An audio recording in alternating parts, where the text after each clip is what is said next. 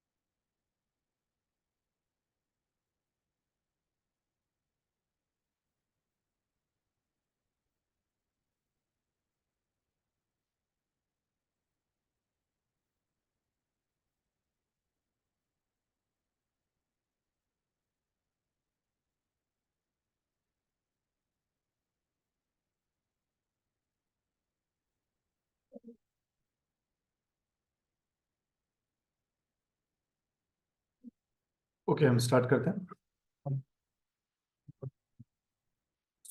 अभी हम डिस्कस करते हैं कि क्या क्या 10 मिस्टेक है जो यूपीएससी एस्पिरेंट कमिट करते हैं। एग्जाम का सिलेबस आप देखोगे तो सिलेबस बहुत ही कॉम्प्लिकेटेड है, सिलेबस बहुत ही वाइड है। और जिसकी वजह से क्या होता है कि कितनी बार हम इसी में लॉस्ट हो जाते हैं, इसी में हम हो जाते हैं। तो ये बेसिक ये लेक्चर हमने ऑर्गेनाइज किया है, जिसका पर्पस है कि हमें ये पता चले कि सिलेबस इसका इतना वाइड है, इतना कंफ्यूजिंग है, तो कैसे उसको प्रॉपर वे में टैकल किया जाए। 10 मिस्टेक को हम देखते हैं तो फर्स्ट मिस्टेक ये होता है कि हमें पता ही नहीं होता है कि एग्जाम का एक्सपेक्टेशन क्या है हमसे। हम एग्जाम के सिलेबस के बारे में अवेयर नहीं होते हैं, हम एग्जाम के पैटर्न के बारे में अवेयर नहीं होते हैं। So first we need to understand about examination. और कैसे आप एग्जामिनेशन के बारे में समझ पाओगे, इसका जो ऑफिशियल वेबसाइट है उसको एक्सेस करके upsc.gov.in उसको एक्सेस करके आप कर सकते हैं। सेकंड है हमारा रॉन्ग रीडिंग अप्रोच होता है। से हम पॉलिटी को पढ़ते हैं, हम हिस्ट्री को पढ़ते हैं, हम ज्योग्राफी को पढ़ते हैं, सारे सब्जेक्ट में हमारा सेम अप्रोच ही होता है। पॉलिटी को आप रीड कर रहे हो, उसका डिफरेंट अप्रोच है। इसको उर्वशी को नीचे कर रहे हैं। हम पॉलिटी को पढ़ रहे हैं, उसके लिए डिफरेंट अप्रोच चाहिए। इकोनॉमी को पढ़ रहे हैं, उसके लिए हमें डिफरेंट अप्रोच चाहिए। तो हर एक सब्जेक्ट का हमारा डिफरेंट अप्रोच होना चाहिए, डिपेंडिंग अपॉन एग्जाम में उसके रिलेटेड क्वेश्चन कैसे आते हैं। थर्ड है, हम रिवाइज नहीं करते हैं एंड हमेशा नई नई चीज़ों को पढ़ते रहते हैं। अगर आप रिवाइज नहीं करोगे तो ऑलरेडी जो चीज़ों को आपने पढ़ा है उसको आप भूल जाओगे, उसको रिकॉल नहीं कर पाओगे। फिर हम आइसोलेशन में प्रिपरेशन करते हैं। जब आप आइसोलेशन प्रिपरेशन करोगे तो आपको एंजाइटी बहुत ज़्यादा होगा, आपको खुद के ऊपर डाउट होगा, सेल्फ डाउट होगा। देन इम्प्रॉपर टाइम मैनेजमेंट है। हम क्या करते हैं, अपने शेड्यूल को नंबर ऑफ आवर्स में काउंट करते हैं। से आज मैंने 8 घंटे पढ़ाई की, आज मैंने 10 घंटे पढ़ाई की, but we don't look into efficiency कि उसका एफिशिएंसी कितना है। देन एक साथ बहुत सारे बुक्स को हम रेफर करते हैं। It is good to refer one book multiple times rather than reading multiple books for single time. Then इन चीजों पर स्टडी प्लान होता है, हमारा शेड्यूल ऐसा होता है, हमारा स्टडी प्लान ऐसा होता है कि हम अपने आप को पनिश करते हैं कि नहीं आज मेरे को जो है वो 10 घंटे बैठना है, तो मैं सुबह नहीं उठ सकता, तो भी मुझे सुबह 4 बजे उठ के पढ़ना है। तो आप अपना ऐसा स्टडी प्लान बनाओ जिसमें आप कंफर्टेबल हो और जिसमें आपका एफिशिएंसी हो। करंट अफेयर्स के ऊपर हमारा लैक ऑफ अटेंशन होता है। दूसरा, हम इमोशनली एग्जाम को प्रिपेयर करते हैं। हम एग्जाम को इस वे में नहीं प्रिपेयर करते हैं, सेंसिबली हम इमोशनली एग्जाम को अप्रोच करते हैं। और लास्ट में लैक ऑफ मोटिवेशन होता है। तो ये सर। एक हम कमिट करते हैं। हरदीप, आप प्लीज अपने ऑडियो को म्यूट करो अभी जस्ट। Okay sir. तो ये 10 मिस्टेक हम कमिट करते हैं जब एग्जामिनेशन का हम प्रिपरेशन करते हैं। अब लास्ट ईयर के एग्जामिनेशन को देखते हैं, जो एग्जामिनेशन कंप्लीट हुआ था। 2022-23 का एग्जामिनेशन कंप्लीट हुआ। उसका फाइनल रिजल्ट आया था ऑन 23 ऑफ मई 2023 को उसका फाइनल रिजल्ट आया था। इसका प्रीलिम्स हुआ था ऑन 5 ऑफ जून 2022। इसका मेंस एग्जामिनेशन हुआ था सितंबर 2022। इसका इंटरव्यू हुआ था from January to April 2023। So examination का साइकिल देखोगे, जून में स्टार्ट हुआ और मई में रिजल्ट आया, तो 1 ईयर का एग्जामिनेशन का साइकिल है। जब प्रीलिम्स एग्जामिनेशन अगर होता है तो इसका नोटिफिकेशन आता है मार्च में। इन शॉर्ट फरवरी में नोटिफिकेशन आता है, but last time March 8 last date था फॉर्म फिल करने का। तो मार्च में इसका फॉर्म फिल करेंगे, जून में इसका प्रीलिम्स होता है, सितंबर में इसका मेंस होता है, जनवरी टू अप्रैल इंटरव्यू होता है और मई में इसका रिजल्ट आता है। तो इंटायर 1 ईयर का प्रोसेस है एग्जामिनेशन का। प्रीलिम्स एग्जामिनेशन का फॉर्म कितने लोगों ने भरा?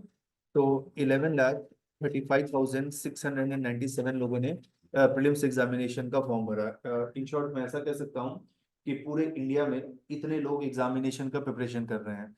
तो अगर हम अपना कंपटीशन देख रहे हैं तो हमारा कंपटीशन इतने लोगों में है। 11,35,000 लोगों ने फॉर्म को फिल किया, बट कितने लोग एग्जाम देने गए? इसका अराउंड 45% लोग एग्जाम देने गए, बाकी तो एग्जाम देने भी नहीं गए, वो इतने मोटिवेटेड है ना। तो 45% लोग एग्जाम देने गए। 5,73,735 ने प्रीलिम्स एग्जाम को अपीयर किया। अब ये काउंट कैसे होता है किसने एग्जाम को अपीयर किया? प्रीलिम्स एग्जामिनेशन में 2 पेपर होता है। One paper is 9:30 to 11:30 in the morning, general studies का पेपर है। Another paper is 2:30 to 4:30 in the evening, C set का पेपर है। अगर आप दोनों में से कोई भी एक पेपर देने गए तो आपका वो अटेम्प्ट काउंट होगा और you will be counted as appear candidate. दोनों में से कोई भी एक देने गए, either C set either GS का देने गए, दोनों दोगे तो ही सिलेक्शन होगा, एक देने से सिलेक्शन नहीं होगा। दोनों पेपर कंपलसरी है। नाउ आपने प्रीलिम्स का फॉर्म फिल कर दिया, उससे आपका अटेम्प्ट काउंट नहीं होगा जब तक आप एग्जामिनेशन हॉल में नहीं जा रहे हो और दोनों में से आइदर पेपर में, तब तक आपका अटेम्प्ट काउंट नहीं होगा। तो 11,35,000 लोगों ने फॉर्म फिल किया, बट उसमें से 5,73,000 लोगों ने ही एग्जाम दिया। हाँ, नहीं, आपने फॉर्म फिल किया, जब तक आप एग्जाम देने नहीं जाओगे आपका अटेम्प्ट काउंट नहीं होगा। ओके। प्रीलिम्स का एग्जामिनेशन कब होता है? तो ये होता है लास्ट संडे ऑफ मई और first Sunday of June. Last prelims examination अगर हुआ था 28 ऑफ मई को, तो लास्ट संडे ऑफ मई और first Sunday of June exam होगा।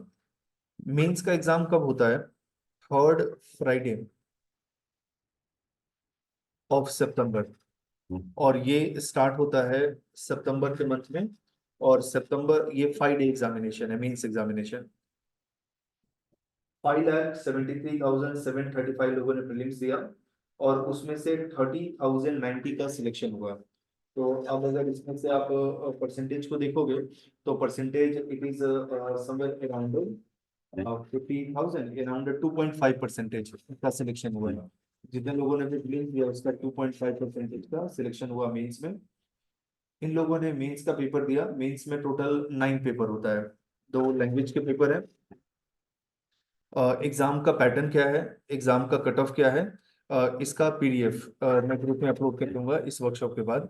तो मेंस एग्जामिनेशन में टोटल 9 पेपर होता है, 2 लैंग्वेज का पेपर है, 2 ऑप्शनल के पेपर है ऑप्शनल का paper 1, paper 2 and 5 general studies का पेपर है। इससे GS1, GS2, GS3, GS4।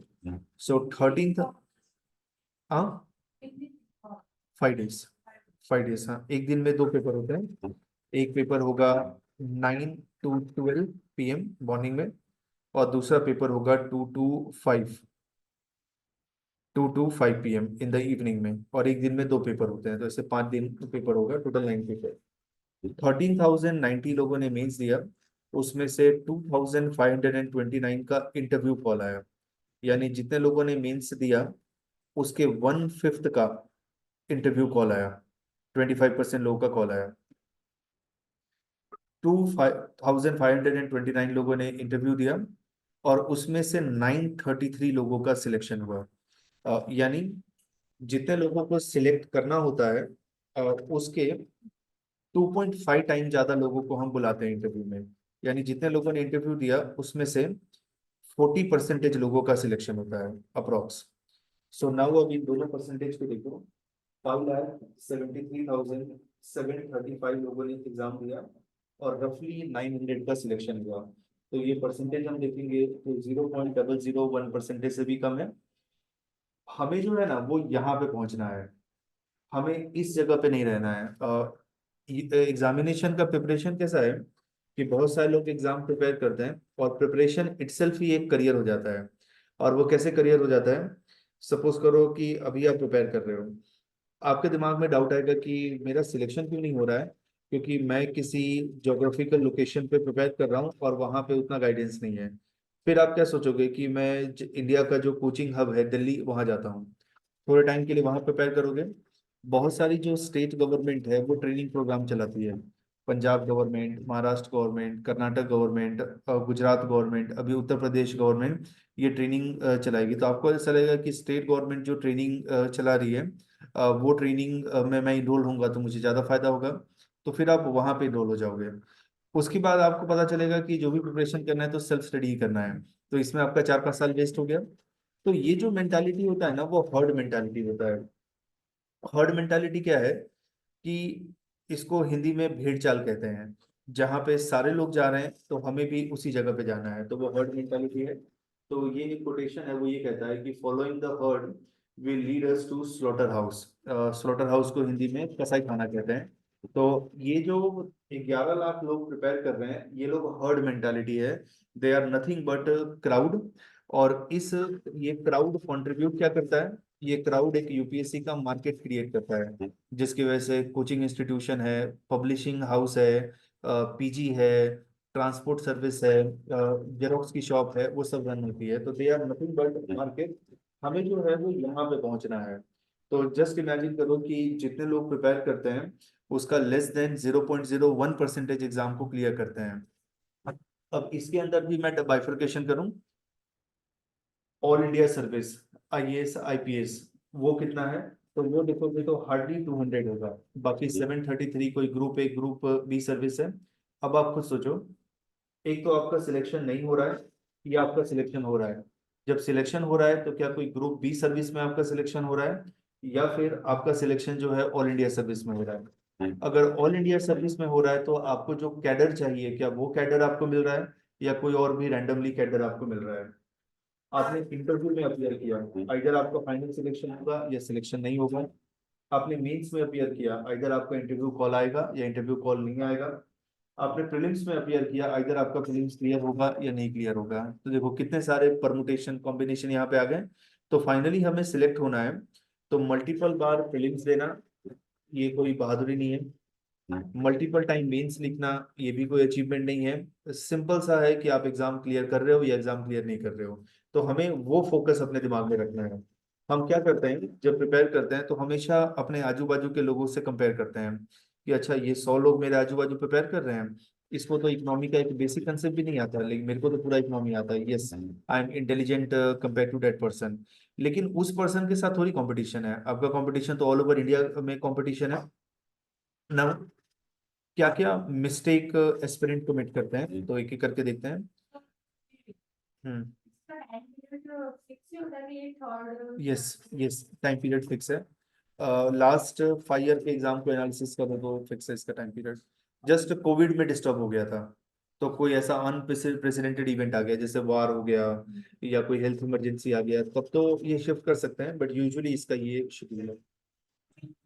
Select कर हो जाता है, उसके बाद फिर ये SC ST के लिए कुछ अलग मतलब होता है? नहीं नहीं, कुछ नहीं, ये जो सिलेक्शन जो होता है ना, तो उसमें तो general candidate, EWS, schedule caste, schedule tribe, physically handicap, उन सब के लिए कैटेगरी होता है ना, तो उसके अकॉर्डिंग सिलेक्शन होता है। ओके, ये एग्जाम का पूरा प्रोसेस है।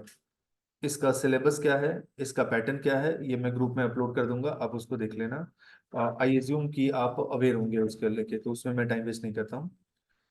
नाउ, पहला मिस्टेक हम कमिट क्या करते हैं, तो वो है lack of awareness about UPSC civil service examination.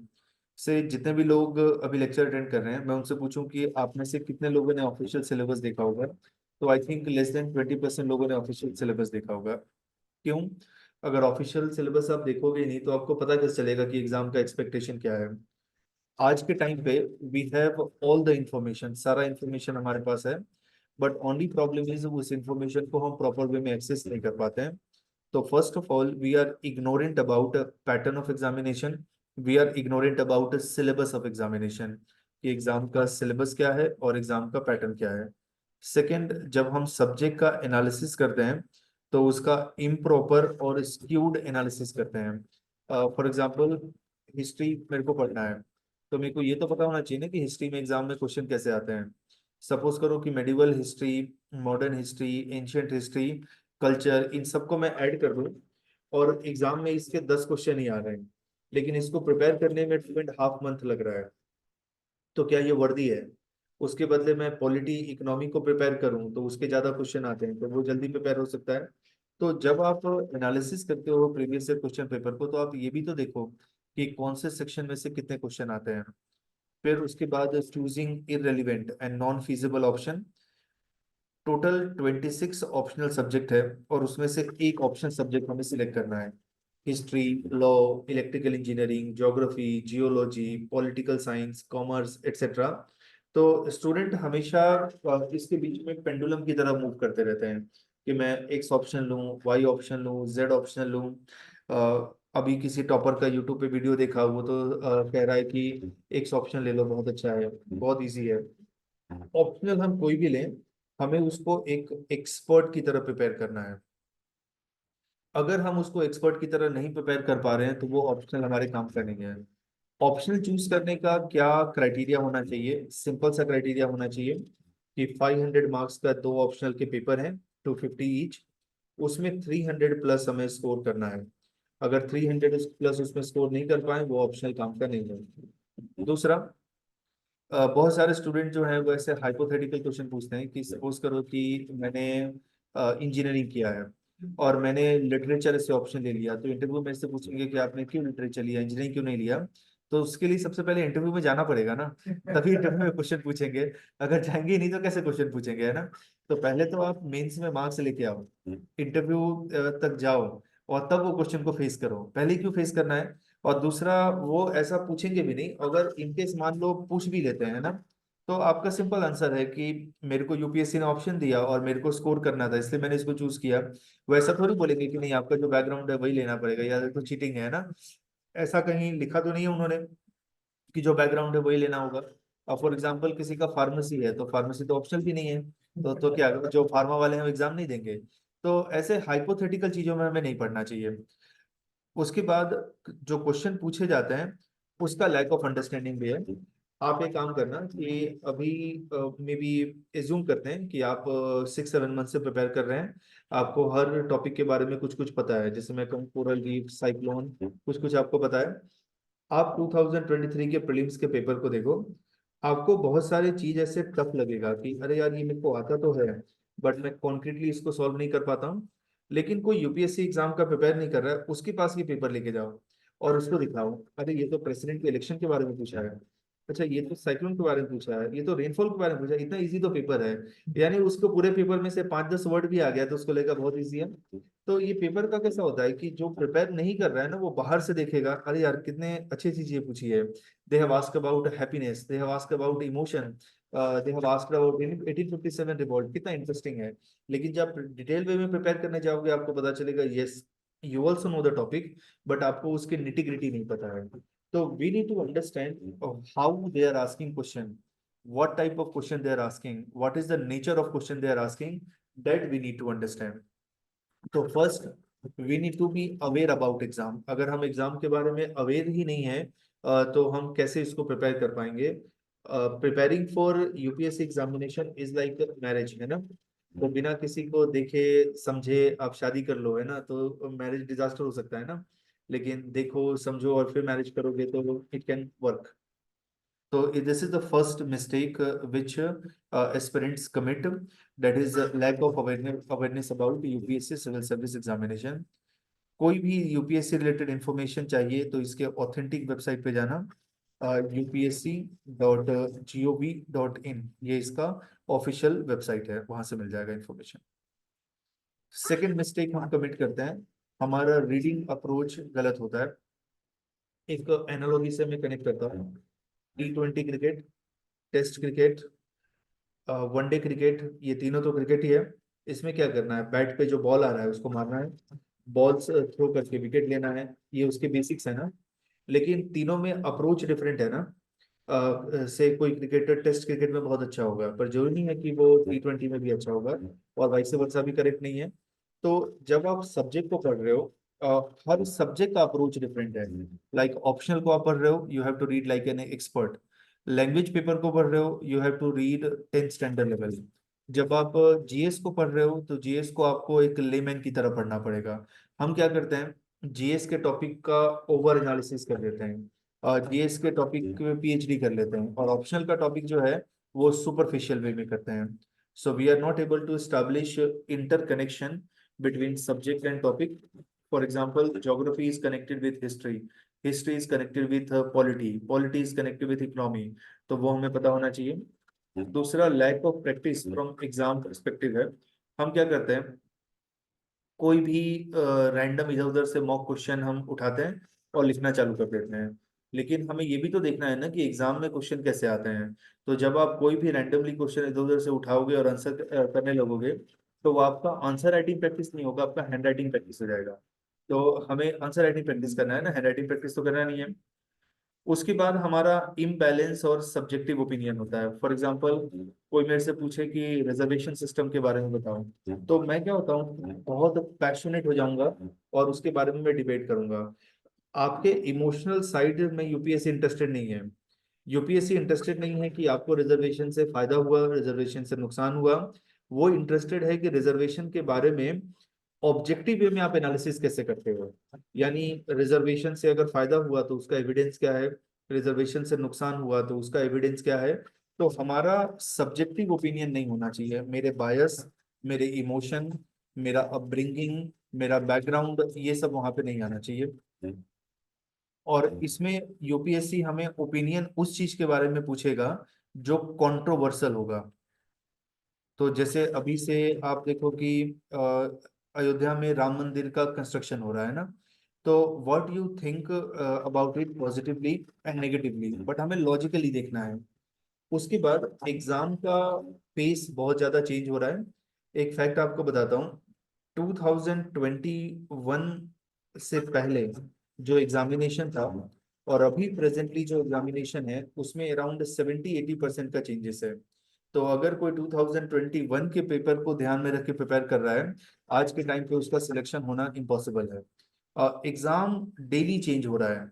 और ये क्यों चेंज हो रहा है, जैसे जैसे हमारा सोसाइटी चेंज हो रहा है, जैसे जैसे इकोनॉमिक कंडीशन चेंज हो रहा है, जैसे जैसे पॉलिटिकल कंडीशन चेंज हो रहा है, तो एग्जाम भी चेंज हो रहा है। तो एग्जाम का जो चेंजेस अगर हो रहे हैं उस इवॉल्विंग डिमांड को हमें समझना है। अभी अगर आप इस एग्जाम का प्रिपेयर कर रहे हो तो एक मेरे को ऐसा लगता है कि this is the very good time you are preparing for examination. Reason, कोई अगर 4 साल 5 साल से प्रिपेयर कर रहा है, उसका नॉलेज और आपका नॉलेज दोनों एक ही लेवल पे है, बिकॉज एग्जामिनेशन में ज्यादा इंफॉर्मेशन पूछ ही नहीं रहे हैं, एनालिसिस पूछ रहे हैं। आदित्य L1 मिशन है, ये अभी 2 महीने पहले लॉन्च हुआ। तो उसके बारे में जो 5 साल से प्रिपेयर कर रहा है उसको भी पढ़ना पड़ेगा, आपने आज प्रिपरेशन स्टार्ट किया, आपको ही पढ़ना पड़ेगा। तो अभी एग्जाम जो है, it is changing towards good, it is more towards application of mind. Earlier exam was more towards gathering of information. हम क्या करते हैं, नोट्स नहीं बनाते हैं, या हमारा नोट्स जो होता है वो बुक्स का ही एक अपडेटेड वर्जन होगा। जैसे कि से हमने पॉलिटी का नोट्स बनाया, और जो भी लक्ष्मीकांत में है हम पागलों की तरह उसको कॉपी करते जा रहे हैं, और हम फिर लक्ष्मीकांत 2.0 बन जाते हैं ना। कि तो हमें नेक्स्ट लक्ष्मीकांत थोड़ी बनना है, लक्ष्मीकांत को थोड़ी कंपटीशन देना है ना, कि कल से आपकी बुक नहीं बिकेगी, मेरे नोट्स ही बिकेंगे। तो हम या तो नोट्स नहीं बनाते हैं, या हमारा नोट्स बुक्स का ही रिवाइज वर्जन होता है। नोट्स का बेसिक पर्पस क्या है कि एक बुक 600 पेज का है, उसका नोट्स मैंने बनाया 50 पेजेस में बना दिया, सो दैट कि एग्जाम से पहले मैं फ्लिप करके देखूं तो मैं रिवाइज कर पाऊँ। तो नोट्स से बेसिक रिवीजन के लिए यूजफुल होना चाहिए ना। नोट्स ऐसा थोड़ी होना चाहिए किसी को दिखाने के लिए कि डिफरेंट कलर के देखो पेन यूज किए हैं, डिफरेंट कलर के हाइलाइटर यूज किए हैं, किसी ने देख के बोला कि वाह तुम्हारा हिस्ट्री का नोट तो बहुत अच्छा है ना। तो वो क्या होगा कि हमारे नोट्स को पढ़ के कोई और एग्जाम क्लियर करेगा, है ना, और हम नोट्स बनाते ही रह जाएंगे। तो ये अप्रोच हमारा गलत है बहुत ही। ये हमारा जो अप्रोच होता है स्कूल कॉलेज वाला अप्रोच होता है, यहाँ पे हमें अप्रोच को चेंज करना पड़ेगा। लैक ऑफ रिवीजन होता है। हमें क्या लगता है कि कल एग्जाम है और आज जो हम करेंगे वो रिवीजन है, बट रिवीजन हमें क्या करना चाहिए, जो भी चीज हमने मंथ में पढ़ा, से मंथ के अंदर अभी से जनवरी का मंथ है, और जनवरी के मंथ में हमारे पास वीक 1 है, वीक 2 है, वीक 3 है एंड वीक 4 है। जो भी चीज हमने वीक 4 में पढ़ा, जो भी चीज सॉरी हमने वीक 1 to 3 में पढ़ा, उसको हमें वीक 4 में रिवाइज करना है। तो वीक 4 को आप रिवीजन के लिए यूटिलाइज करो। लेकिन स्टूडेंट्स का साइकोलॉजी क्या होता है, वो सोचते हैं कि हम नई चीजों को पढ़ रहे हैं तो नॉलेज गेन कर रहे हैं, लेकिन अगर हम रिवाइज करेंगे तो यानी कुछ भी नया नहीं कर रहे हैं। हम आंसर राइटिंग प्रैक्टिस करेंगे, टेस्ट लिखेंगे, तो भी कुछ नया नहीं कर रहे हैं। तो स्टूडेंट को हमेशा लगता है कि ज्यादा से ज्यादा हम नई चीजों को पढ़ लें। अगर हम नई चीजों को पढ़ लेंगे तो उससे हमारा इम्प्रूवमेंट होगा। So only reading new stuff from new and multiple sources.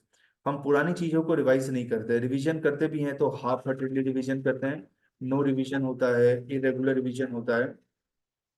हम नोट्स नहीं बनाते हैं, या नोट्स बनाते भी हैं तो ये बहुत बल्कि हमारा नोट्स होता है जो आगे हमने देखा। तो हमें रिवाइज करना है, ऐसा नहीं कि रिवीजन एग्जाम से 1 घंटे पहले होगा, या रिवीजन एग्जाम से 1 दिन पहले होगा। रिवीजन रेगुलर होना चाहिए।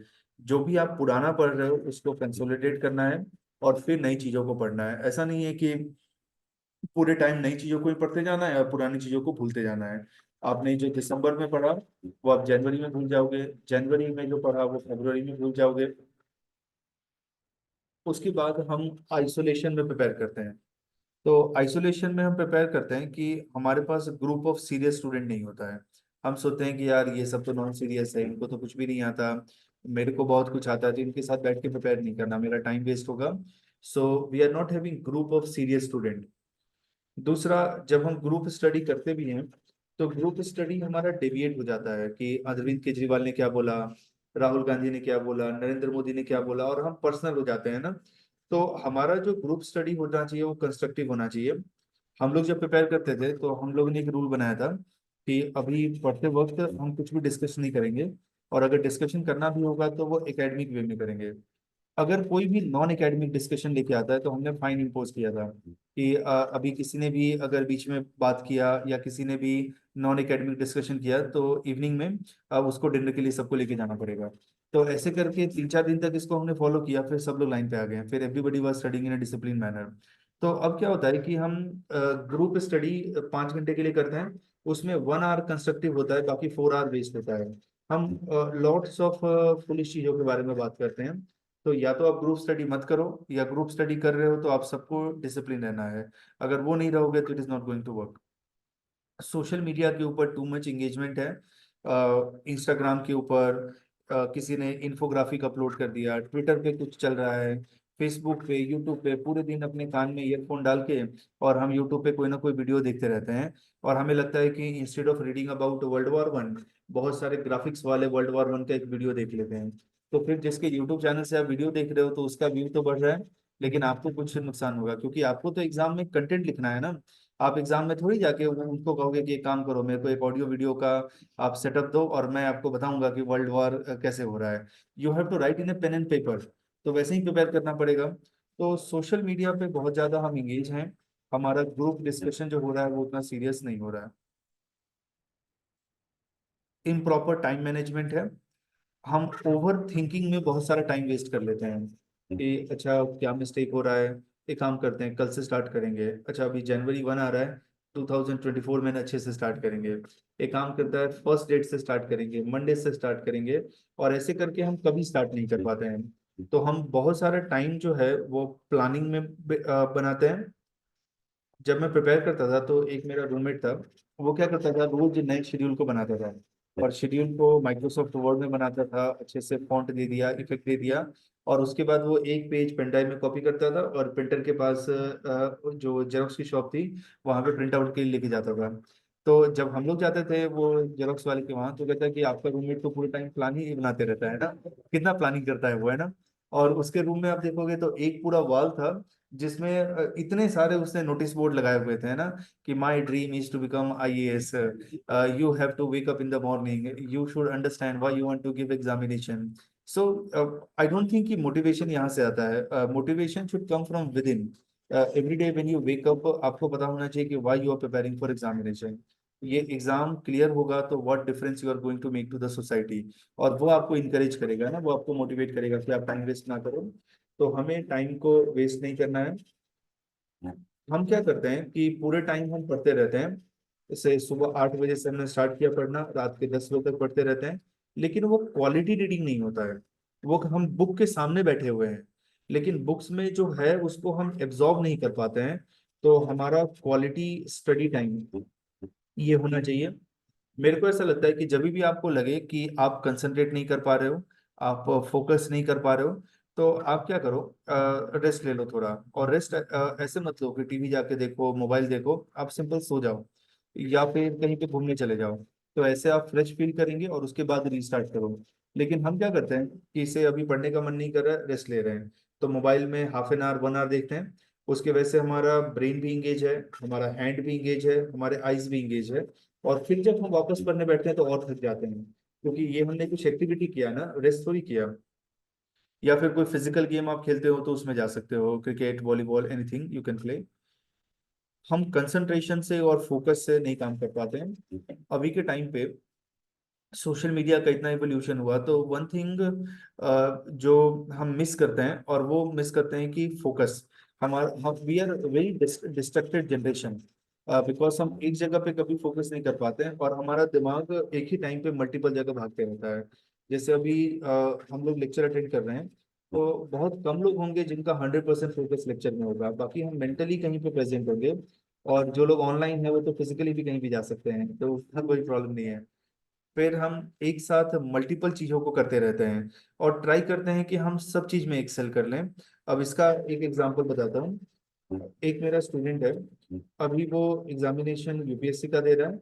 फिर जितने भी दूसरे एग्जामिनेशन आते हैं, स्टेट पब्लिक सर्विस कमीशन के एग्जाम, बैंक के एग्जाम, SSC के एग्जाम, उसको भी दे रहा है। प्लस साथ में किसी ने उसको कहा कि आपको लॉ करना चाहिए तो वो मास्टर्स भी कर रहा है। प्लस घर की सारी रिस्पॉन्सिबिलिटी उसको संभालना है। तो ऐसे करके सारे चीज में उसको एक्सेल करना है, यानी मास्टर्स भी कर लेना है और घर की सारी रिस्पॉन्सिबिलिटी भी फुलफिल करना है और उसको पैसे भी अर्न करने हैं, प्लस उसको सारे एग्जाम भी देने हैं। तो ऐसे करके आप कहीं पे भी परफॉर्म नहीं कर पाओगे। You need to limit yourself ना। और मेरे को ये समझ में नहीं आता कि एट द एज ऑफ 21 22 कौन आपको इतने घर की रिस्पॉन्सिबिलिटी दे रहा है। अगर दे भी रहा है तो आप डिनाई करो ना। घर वाले थोड़ी फोर्स करेंगे कि नहीं काम करना पड़ेगा, घर में रहना है तो काम करना पड़ेगा, अदरवाइज नहीं रहने देंगे, है ना। और हम लोग जब स्कूल कॉलेज में थे तो वैसे तो पेरेंट कुछ काम देते नहीं थे, और देते भी थे तो हम लोग अवॉइड करते, हम कहते कि नहीं हम लोग नहीं करेंगे, है ना। तो पेरेंट कोऑपरेटिव थे, पेरेंट थोड़ी फोर्स करेंगे कि नहीं आपको करना पड़ेगा। और मेरे को लगता है कि शायद 99% पेरेंट कोऑपरेट करते भी होंगे। लेकिन हमने अपने दिमाग में बिठा रखा है कि नहीं नहीं मेरे को अपने फैमिली को अभी सपोर्ट करना है ना, अभी से ही मेरे को अपने फैमिली को हेल्प करना है। अभी आप 1 2 साल फैमिली को हेल्प नहीं करोगे तो कोई पहाड़ तो गिर नहीं जाएगा। लेकिन 1 2 साल आप एग्जाम में अच्छे से कंसंट्रेट करोगे तो वो आपको हेल्प करेगा ना।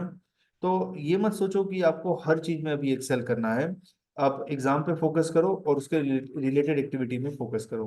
अगर लगता है कि घर का फाइनेंशियल कंडीशन बहुत ही खराब है, बिल्कुल भी नहीं चल सकता, तो then go for some work. और अगर लगता है कि वो एडजस्ट हो सकता है, बियर हो सकता है, तो then single mindedly focus on examination. उसके बाद हम बहुत सारे बुक्स को पढ़ते हैं ना, तो इतने सारे हम बुक्स को रेफर करते हैं, तो instead of becoming district collector हम एक बुक्स कलेक्टर बन जाते हैं ना। और हमारे पास बहुत सारे बुक्स हैं, बहुत सारे जेरोक्स हैं, हमारे लैपटॉप में, मोबाइल में, टैबलेट में इतने सारे पीडीएफ डाउनलोड करके रखे हैं, वीडियो डाउनलोड करके रखे हैं। और सालों से हम उस पीडीएफ वीडियो को देखते ही नहीं है, वो बेचारा हार्ड डिस्क में वेट कर रहा होता है ना, कि कभी मेरे को खोले, कुछ तो करो मेरा, है ना, मेरे को एक बार देखो, मेरे को भाव दो, ऐसे क्या करके रखा है ना, लॉक करके रखा है मेरे को, है ना, वो सफोकेटेड फील करता होगा। तो हम बुक्स को रेफर नहीं करते हैं। हम एनसीईआरटी को सीरियस से नहीं लेते हैं कि यार क्या इतनी इजी इजी चीजें है ना। हम अगेन एनसीईआरटी का मैराथन सीरीज होता है इंटरनेट पे, यूट्यूब पे, 10 घंटे 12 घंटे का वीडियो है, उसको देख लेते हैं, चलो 10 घंटे में पूरा एनसीईआरटी खत्म हो गया। ऐसे तो पढ़ने जाएंगे तो 4 दिन लगेगा। अगर आप दो चीज को सीरियसली लोगे, एक मेरा फ्रेंड था, फ्रेंड भी नहीं ऐसे नॉन था, तो उसका सेकेंड अटेम्प्ट में एग्जाम क्लियर हो गया था, लेकिन उसमें उसको मिला था ये शायद डेनिप्स मिला था उसको, ग्रुप बी सर्विस है। तो फिर डेनिप्स का ट्रेनिंग बहुत हार्श होता है, पुलिस है वो। तो उसके बाद उसको नेक्स्ट अटेम्प्ट में एग्जाम देना था, तो वो क्या करता था, एग्जाम से 2 महीने पहले छुट्टी लेता था, और वो दो ही चीज को रिपीटेडली पढ़ते रहता था, 6 to 12 के एनसीईआरटी को बार बार रिवाइज करता था, और प्लस न्यूज़पेपर को पढ़ता था। तो फिर उसका सेकेंड अटेम्प्ट में वो आईआरएस हो गया, उसका रैंक 511 आया, तो आईआरएस उसको मिला। जब थर्ड उसका अटेम्प्ट आया तो ऑल ओवर इंडिया उसका 9th रैंक आया। और उसके पूरे प्रिपरेशन को मैंने देखा, एनसीईआरटी न्यूज़पेपर, एनसीईआरटी न्यूज़पेपर, यही दो चीज को करता था, और इसके रिलेटेड क्वेश्चन को वो सॉल्व करता था। एनसीईआरटी आप पढ़ोगे तो यू विल नो कि ये इन्फॉर्मेशन आया कैसे, और आपका नॉलेज इंक्रीज होगा, आपका कंसेप्ट इंक्रीज होगा। लेकिन आप वीडियो को देखोगे तो जिसने वीडियो बनाया है उसका कुछ अंडरस्टैंडिंग होगा, और उस अंडरस्टैंडिंग के हिसाब से उसने वीडियो बनाया। एक एग्जांपल देखो, एनसीईआरटी में 100% इंफॉर्मेशन है, जिस पर्सन ने वीडियो बनाया उसको 70% समझ में आया, और उसको उसमें से 40% याद रहा, और जब उसने डिलीवर किया वीडियो में, तो आपको तो 40% इंफॉर्मेशन मिल रहा है। लेकिन अगर आप एनसीईआरटी बुक्स को पढ़ते हैं तो यू हैव गॉट 100% इंफॉर्मेशन।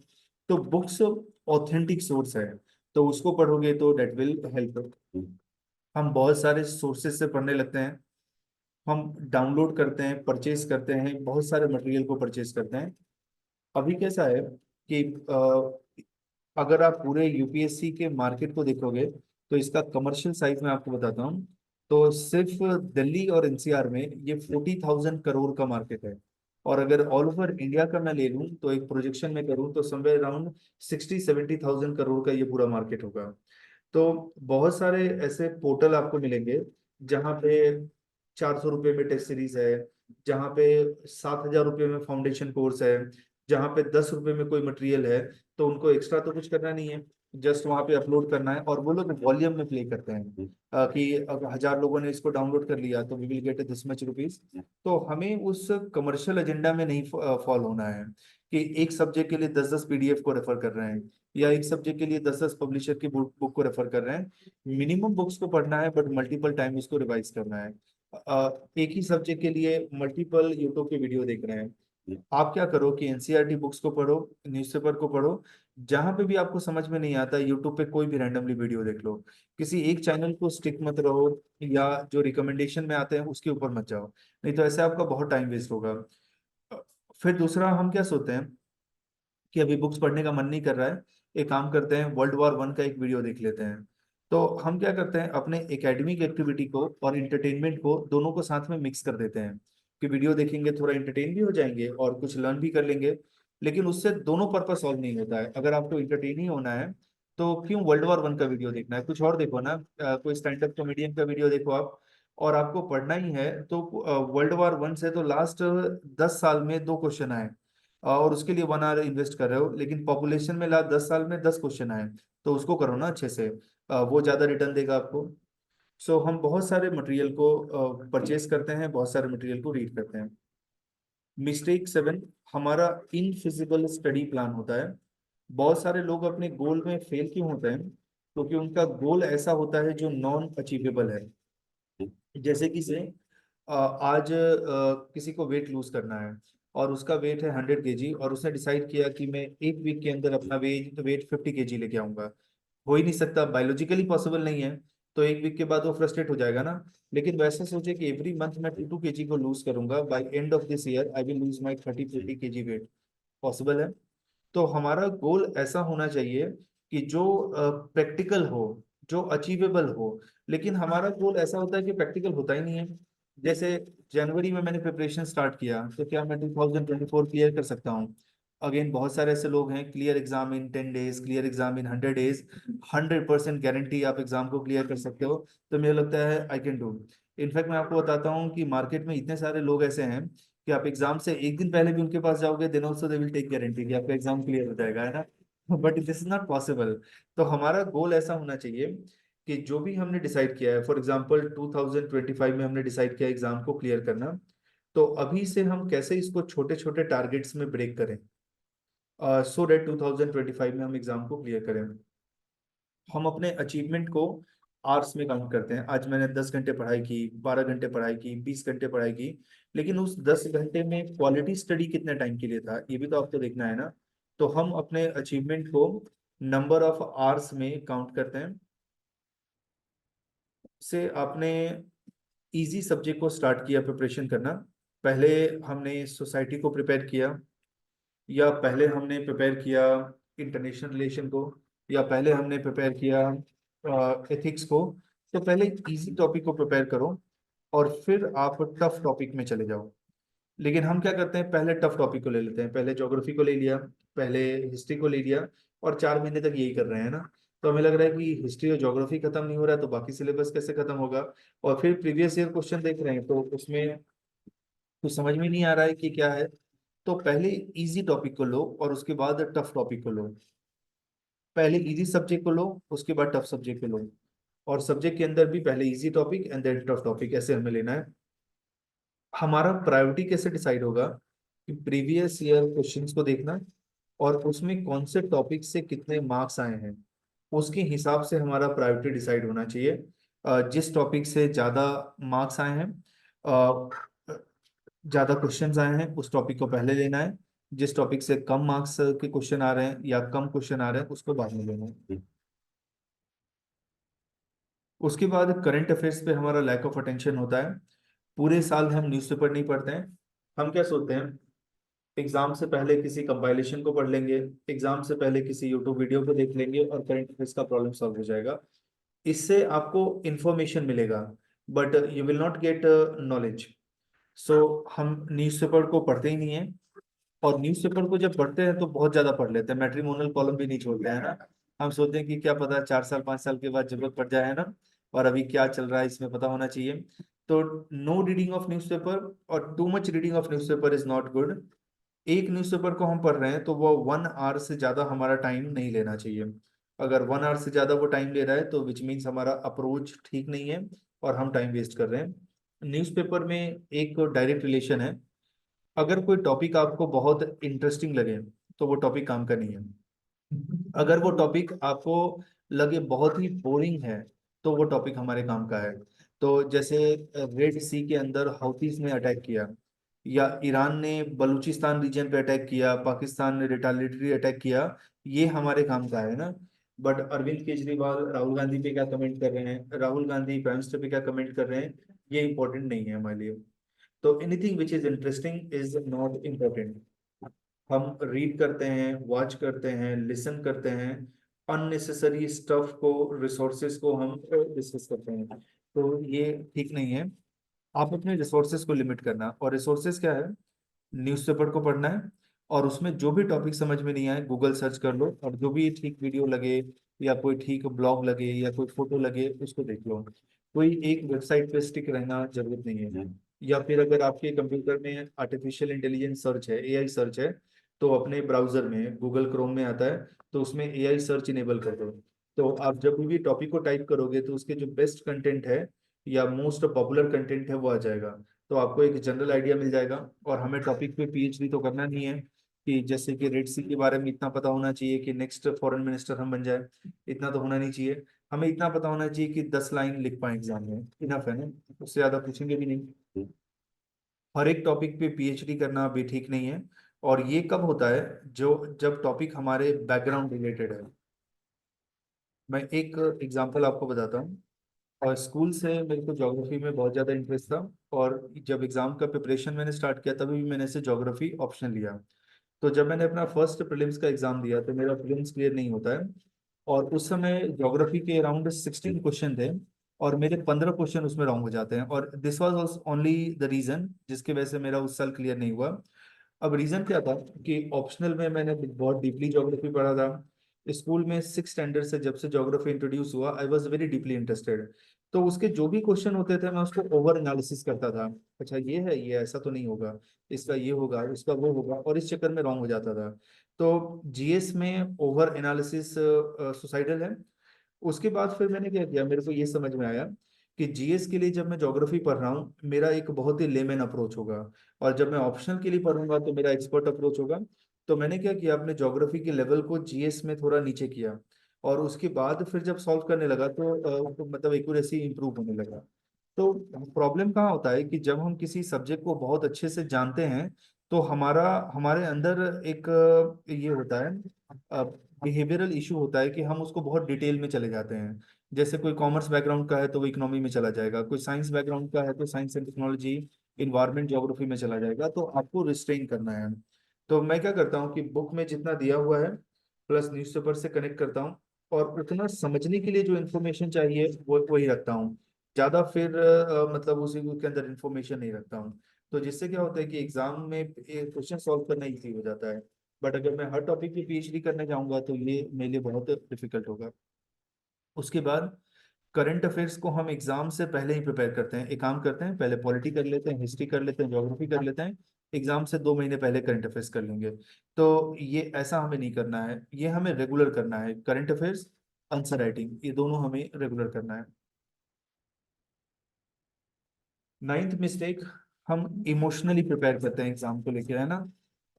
जैसे हमें लगता है कि नहीं, मेरे को तो एग्जाम क्लियर करना ही है, चाहे जो भी हो जाए मेरे को एग्जाम क्लियर करना है ना। बट यूपीएससी आपके इमोशनल साइड तो नहीं देख रहा है ना, कि आपको एग्जाम क्लियर करने के लिए आप कितना डेस्परेट हो। आप पेपर लिख रहे हो, पेपर में क्वेश्चन को अच्छे से प्रेजेंट कर रहे हो, आपका सिलेक्शन होगा। आप क्वेश्चन को अच्छे से प्रेजेंट नहीं कर रहे हो, आपका नहीं सिलेक्शन होगा। सिंपल सी बात है। वो इमोशंस तो आपके नहीं देख रहा है। तो हम एग्जाम प्रिपेयर करते हैं किसी से बदला लेने के लिए, कि इसने देखो मुझे ऐसा बोला कि तुम तो अपने लाइफ के सबसे यूजलेस पर्सन हो, तुमने कुछ भी नहीं किया। मैं उसको दिखाऊंगा उसने ऐसा क्यों कहा, है ना, मैं एग्जाम क्लियर करके बताऊंगा, है ना। मैं उसका मुंह बंद करके दिखाऊंगा। किसी के सर्टिफिकेट पे आप अगर बिलीव करते हो फेस वैल्यू पे तो आप कभी भी खुश नहीं रह पाओगे। खुश रहने के लिए हमें क्या करना है, सबसे पहले जो लोग कहते हैं उसको इग्नोर करना बंद करना पड़ेगा। नहीं तो you will B not be happy at any time, because everybody will question you at any point of time. एक स्टोरी मैं आपको बताता हूँ। एक कपल था, और हस्बैंड वाइफ वो एक डोंकी के साथ जा रहे थे, गधे के साथ जा रहे थे। तो गधे के ऊपर उन्होंने क्या किया था कि थोड़े सामान को रख दिया था। तो लोगों ने कहा कि देखो यार ये कैसा आदमी है ना, गधे को एक्सप्लॉइट करता है ना। और गधे के ऊपर इतना ज्यादा ओवरलोडिंग कर दिया। तो उसने सामान हटा दिया। तो फिर लोगों ने कहा कि देखो कितना बेवकूफ आदमी है ना, गधा इसने खरीदा है बट उसके ऊपर कुछ सामान लेके ही नहीं जा रहा है, तो यूज क्या है, इसने तो पैसे वेस्ट किए। और उसने क्या किया कि उसकी वाइफ थक गई, तो उसने अपने वाइफ को गधे पे बिठा दिया। तो लोगों ने कहा कि देखो कितना ये जोरू का गुलाम टाइप है ना, कि देखो वाइफ को इसने गधे पे बिठा दिया और खुद खींच के लेके जा रहा है। तो फिर उसने क्या किया, अपनी वाइफ को उतार दिया और वो गधे पे बैठ गया। तो लोगों ने कहा कि देखो ये कितना जेंडर इनसेंसिटिव है ना, अपनी वाइफ को चलने के लिए भेज रहा है, खुद गधे पे जा रहा है। तो फिर उसने क्या किया कि गधे को अपने ऊपर बिठा लिया, है ना। तो लोगों ने कहा कि यार ये देखो कैसे मतलब बेवकूफ आदमी है, कैसा गधा है कि गधे को अपने ऊपर लेके जाता है। तो फिर उसने डिसाइड किया, फाइनली दोनों लोग गधे पे बैठ गए। तो लोगों ने कहा कि देखो गधे को ये एक्सप्लॉइट कर रहा है। यानी इन शॉर्ट आप कुछ भी करो, people are going to criticise you. तो उससे अच्छा बेटर हमें क्या करना है कि वी नीड टू इग्नोर, और जो हमें लगता है वो प्रिपेयर करना है। तो we need not to prepare for examination emotionally, logically prepare करना है। हमें किसी को लेसन टीच करना है, किसी को सबक सिखाना है, उसके लिए भी हमें नहीं करना है। किसी ने कहा कि आप अपनी जिंदगी में कुछ भी आपने नहीं किया, एक बार मेरे को आईएएस बन जाने दो, मैं उसको बताऊंगा कि देखो मैंने क्या किया, है ना। अब अगर आईएएस बन जाओगे तो वो कहेगा कि देखो इतने सारे आईएएस है, उसमें वो लोग तो डिस्ट्रिक्ट कलेक्टर, आप तो डिस्ट्रिक्ट कलेक्टर भी नहीं हो। आप डिस्ट्रिक्ट कलेक्टर बनोगे तो कहेगा कि सेक्रेटरी बन जाओ, सेक्रेटरी बनोगे तो वो कहेगा कि ये काम करो गवर्नमेंट मिनिस्ट्री बन ले लो। तो लोग कभी भी बंद नहीं होंगे, और इस पे आपको ध्यान भी नहीं देना है। या फिर आपको लगता है कि जैसे एक मूवी आई थी राजकुमार राव की, है ना, तो उसमें एक लड़की ने उसको रिजेक्ट कर दिया था, है ना, तो उसको ऐसा लगा कि मैं अगर एग्जाम को क्लियर कर लूंगा तो हो सकता है कि वो लड़की वापस आ जाए, है ना। तो जो प्यार में धोखा खाए हुए लोग होते हैं, वो लोग सोचते हैं कि चलो एग्जाम क्लियर करेंगे तो इससे हमारा धोखा कॉम्पेंसेट नहीं होगा। अगर कोई पोजीशन, कोई जॉब, अगर आपका खोया हुआ प्यार आपको दिला दे, है ना, तो प्राइम मिनिस्टर को देखो तो वो अकेले क्यों रहते हैं ना। प्राइम मिनिस्टर के पीछे तो 5,000 6,000 आईएएस आईपीएस ऑफिसर हैं। या राहुल गांधी क्यों होते हैं, उनके फैमिली में तो 3 3 प्राइम मिनिस्टर हुए हैं। तो मेरे को नहीं लगता कि मतलब एक जॉब या पोजीशन मतलब इसके लिए वर्दी है। फिर हम सोचते हैं कि पूरे इंडिया में बहुत सारे प्रॉब्लम है, और वो सारा प्रॉब्लम आपके आईएएस बनने का ही वेट कर रहा है। जिस दिन आप आईएएस बनोगे एक रेवोल्यूशन आएगा पूरे इंडिया में और सब कुछ चेंज हो जाएगा। 5 ट्रिलियन छोड़ो, इंडिया 50 ट्रिलियन का इकोनॉमी बन जाएगा, है ना। और हमें अमृत अमृत काल तक भी वेट नहीं करना पड़ेगा, उससे पहले ही हो जाएगा। उसके बाद प्रिपेयर करते करते एक फटीग आ जाता है, एक थकान आ जाता है कि यार छोड़ो यार, कितना प्रिपेयर करेंगे, खत्म करो यार, है ना। और जब आप ज्यादा प्रिपेयर कर लोगे ना तो आप फिलोसॉफिकल हो जाओगे, और आप सोचोगे क्या लेके आए हैं दुनिया में, क्या लेके जाना है, क्यों ये सब करना है ना, छोड़ो यार, है ना। उसके बाद हम अपने पीयर ग्रुप के साथ कंपेयर करते हैं कि मैं 2015 में कॉलेज से पास हुआ, अभी मैं 5 साल से प्रिपेयर कर रहा हूँ, बट मेरा दोस्त जो है वो तो यूएस में सेटल है, बहुत पैसे अर्न कर रहा है, हर जगह घूमने जा रहा है, मेरे पास तो ठीक से कपड़े भी नहीं है। तो आप अपना प्रेजेंट को किसी और के प्रेजेंट से कंपेयर करते हो, और वो ठीक नहीं है। तो ये इमोशनली जब हम प्रिपेयर करते हैं तो ऐसा नहीं होना चाहिए, और ऐसे आपको इन्फीरियरिटी होगा। 10th मिस्टेक, प्रिपेयर करते हैं तो मोटिवेशन हमारे अंदर नहीं होता, हम धीरे धीरे कॉन्फिडेंस लूज करते हैं। जब स्टूडेंट प्रिपरेशन स्टार्ट करते हैं, at that point of time वो जितने इंथुजियास्टिक होते हैं, 6 महीने के बाद उनसे पूछो, उनका इंथुजियाज्म, उनका मोटिवेशन सब कम हो जाता है। और इसका एक एग्जांपल बताता हूँ। March 8 को फॉर्म फिल करने का लास्ट डेट था, 11.5 लाख लोगों ने फॉर्म फिल किया। कितने लोग एग्जाम देने गए? 5.5 लाख लोग देने गए। यानी वो 2 महीने में क्या हो गया, उनको ऐसा लग गया कि नहीं देना चाहिए, या उन्होंने सोचा कि इस बार नहीं, अगले साल हम देंगे। तो जैसे जैसे हम प्रिपेयर करते हैं वैसे वैसे कॉन्फिडेंस लूज करने जाते हैं, क्योंकि एग्जाम का नेचर ही ऐसा है। बट हमें बिना कॉन्फिडेंस लूज किए प्रिपेयर करना चाहिए। कंसिस्टेंसी नहीं होता है प्रिपरेशन में।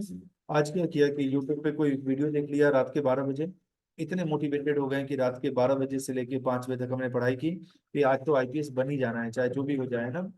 फिर 5 बजे सोने गए, दिन में 12 बजे उठे, खत्म टाइम, है ना। तो हमारा क्या होता है कि ओकेशनली मोटिवेटेड होते हैं, महीने में एक बार, जैसे कैसा होता है कि फुल मून डे आता है, तब वैसे ही हमारा मोटिवेशन डे आता है, हम मोटिवेट हो गए, मोटिवेट होके हमने थोड़ी ज्यादा पढ़ाई की, और उसके बाद फिर से हम नॉर्मल स्टेट में आ गए। तो हमें कंसिस्टेंसी रखना है।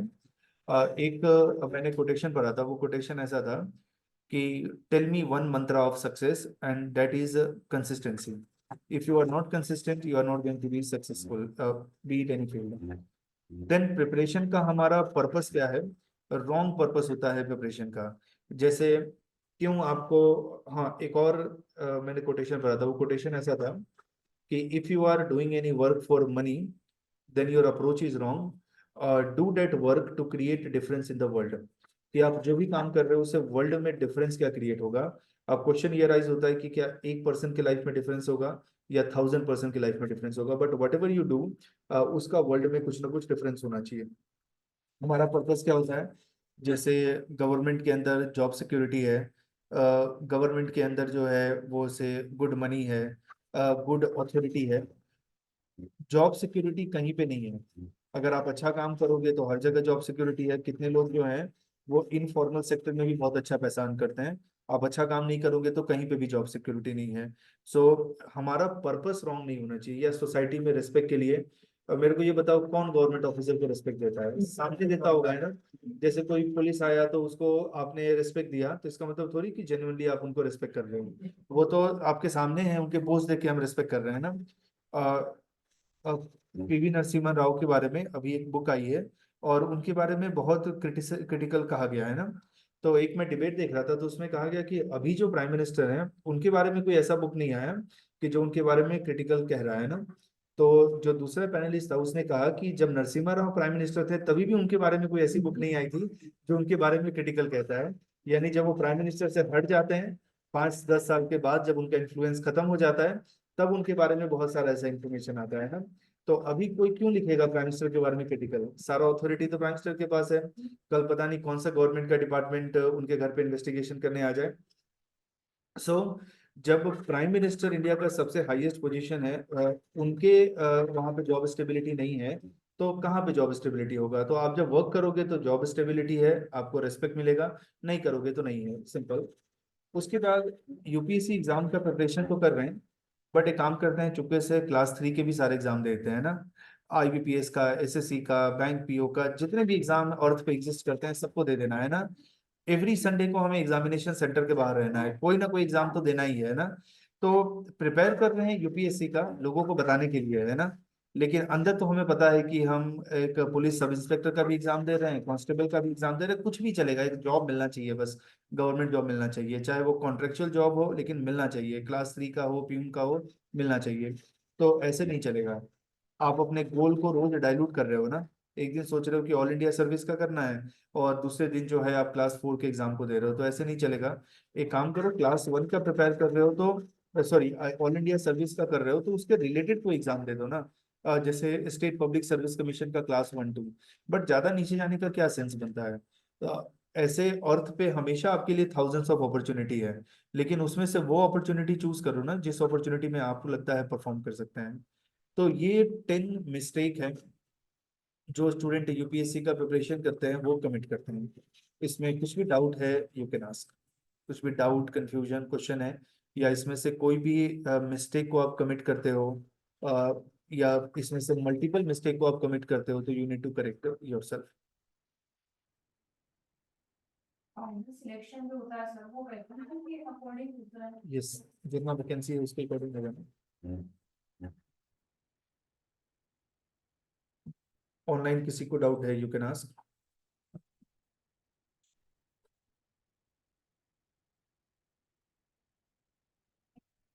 कितना टाइम पीरियड चला जाता है नहीं देखो, प्रीलिम्स आपका जो होगा ये होगा मार्च 2022 में हुआ है ना। लास्ट जो एग्जाम खत्म हुआ उसके बारे में बताऊं। मार्च 2022 में हुआ, सॉरी जून 2022 में। सिलेक्शन हुआ मई 2023 में और इसका ट्रेनिंग स्टार्ट होता है सितंबर 2023 से। ऑलमोस्ट एक साइकिल है। और प्रीलिम्स से पहले अगर एक साल पहले आपको प्रिपेयर करना होता है, मीन्स जिसको 2025 में एग्जाम देना है तो अभी से स्टार्ट करेगा तो वो राइट टाइम है। तो अगर डायरेक्शन में प्रिपरेशन करें तो आराम से 1.5 ईयर में सिलेक्शन हो सकता है। लेकिन अगर डायरेक्शन में नहीं प्रिपरेशन करें तो देन प्रॉब्लम है। ओके, विधि आपका डाउट है। यस, आप लिख सकते हो।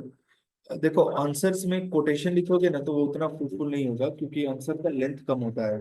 बट इससे में आप जितना चाहे कोटेशन लिख सकते हो। आंसर में अवॉइड करना, क्योंकि आंसर में क्या होता है कि एक तो क्वेश्चन पूछते ऐसे हैं, मल्टी डायमेंशनल वे में है कि उसका आपको आंसर करना पड़ेगा। तो उसमें कोटेशन लिखने का स्पेस नहीं होता, टाइम नहीं होता। ओके विधि। ओके दीपक, आपका क्वेश्चन है कि नोट्स बनाने से पहले क्या अप्रोच होना चाहिए। जब हम नोट्स बनाते हैं तो फर्स्ट टाइम जब आप किसी चीज को रीड कर रहे हो तो उसमें आपको नोट्स बनाने की जरूरत नहीं है। आप क्या करना, बुक्स पे ही अंडरलाइन कर देना, बुक्स पे ही मार्जिन पे लिख देना, स्टिकी नोट लगा देना। जब सेकंड थर्ड टाइम आप रीड कर रहे हो तब नोट्स बनाना। और जब नोट्स बना रहे हो तो मैं एक रूल फॉलो करता हूँ कि नोट्स के अंदर मिनिमम से मिनिमम टेक्स्ट को यूज करता हूँ। ज्यादा से ज्यादा diagram, map, flow chart, table उसको यूज करना। तो नोट्स आपका ऐसा होना चाहिए कि आप उसको जल्दी रिवाइज भी कर पाओ, और नोट्स नोट्स में कुछ इनोवेटिव होना चाहिए। नोट्स ऐसा नहीं होना चाहिए कि बुक में जो लिखा है उसी को बैठ के लिख रहे हैं, तो वो काम में नहीं करेगा। और जब नोट्स लिखना तो अपने लैंग्वेज में बनाना। जैसे आप बुकिश लैंग्वेज में लिखोगे ना तो आपको याद नहीं रहेगा, अपने लैंग्वेज में उसको लिखना। ओके,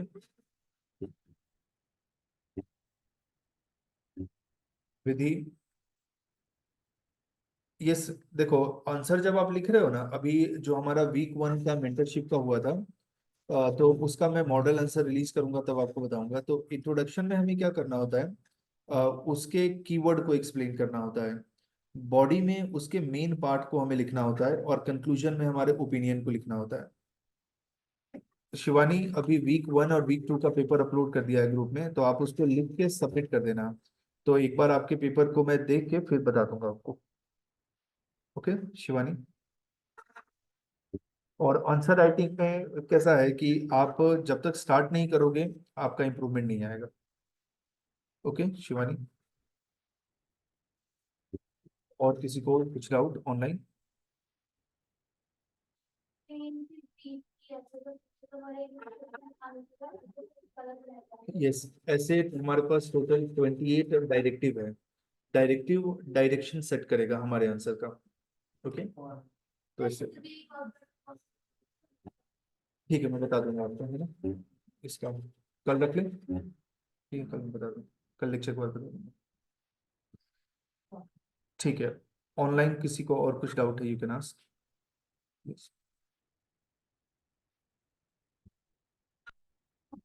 ठीक है, तो डाउट नहीं है तो मैं इसको पीपीटी को और प्लस एग्जाम के पैटर्न वाले पीपीटी को उसको अपलोड कर दूंगा ग्रुप में, आप लोग उसको रेफर कर लेना, और in case of any doubt you can get back to me. Okay, thank you and